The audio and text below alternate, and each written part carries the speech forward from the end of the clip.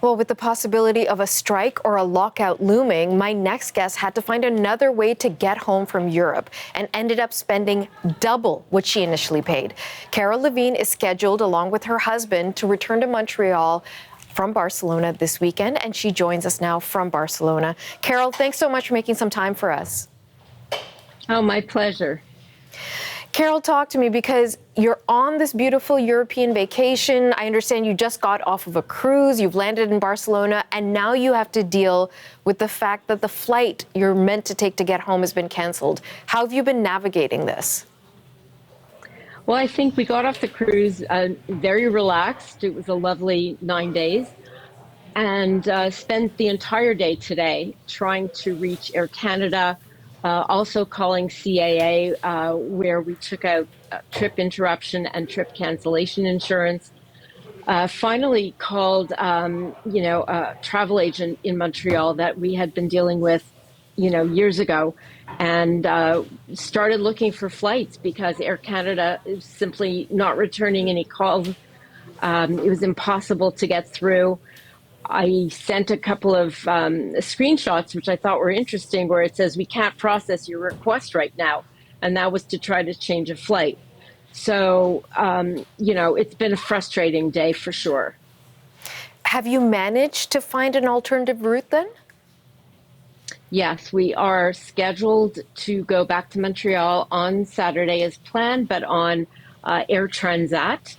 And the price that they quoted us is absolutely outrageous. But there are a number of reasons that we needed to get back into Montreal, both a family event and also work for me on the on Monday. So we just had to bite the bullet. Let me ask you a couple of follow-ups on that. You said it's absolutely outrageous. If you don't mind me asking, how much did you have to pay? Well, our original flights for the two of us return were something like $2,500 pre-tax. Now we are paying over, I think it's close to $5,500, maybe even more, because we haven't yet booked seats. We haven't booked seats, and our luggage is not included. So we're going to have to pay extra for that as well. It's really, insane. And it's pretty much the same across the board with all the other airlines. So other passengers in the same situation as we are, if they're lucky enough to get a flight, will be having to pay a lot more money if they want to get home. Yeah, that is a lot of money. Do you have any sense if Air Canada is going to give you a refund or compensate you for the Air Transat flight? It appears that that we'll be able to get a refund for the unused portion of our ticket, but that is going to pale in comparison. I think that, that might amount to $1,500 at max. I think what's really disturbing for me, especially, being in the communications business, is the fact that it has been impossible to get through to Air Canada. I finally resorted to go onto social media, and I posted that, we don't have medication for the next week. Air Canada at first said, we will, get you back on the 21st or starting on the 21st of August, which would be 6 more days in Barcelona without a hotel reservation. And, assuming that we find a reservation, the prices of hotels are quite expensive.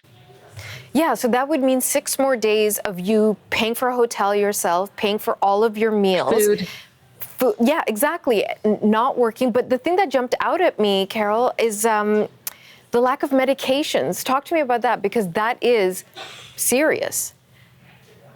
Well, I think, I take some responsibility for that.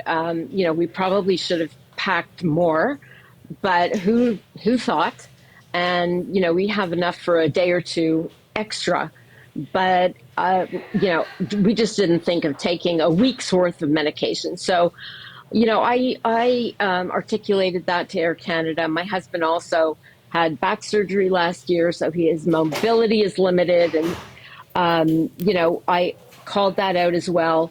There seemed to be absolutely no interest in getting back on any of those particular issues. I must say that CAA did tell us that, we could arrange a consultation with a physician and get a prescription.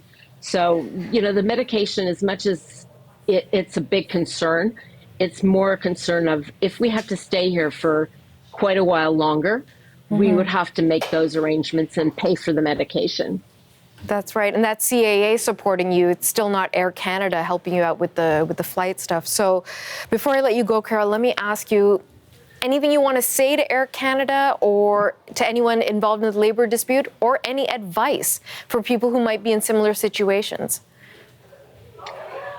The advice is have a lot of patience, I think, and be resourceful, just keep on trying. But what I would say to Air Canada is, you're having a lot of difficulty from a reputational point of view with this strike. There's a lot of sympathy for the flight attendants, and I certainly have tremendous sympathy for them.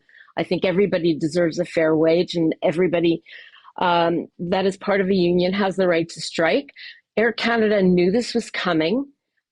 They've sent very cryptic messages all along the way. There are different messages. One that says, we're going to rebook you. And then the other one that says, it's very difficult for us. Don't expect us to get you home anytime soon.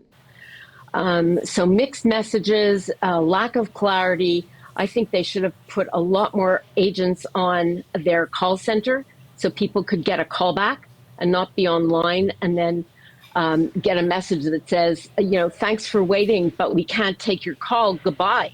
Go onto our website. Then you go onto the website and, it spins and spins and spins.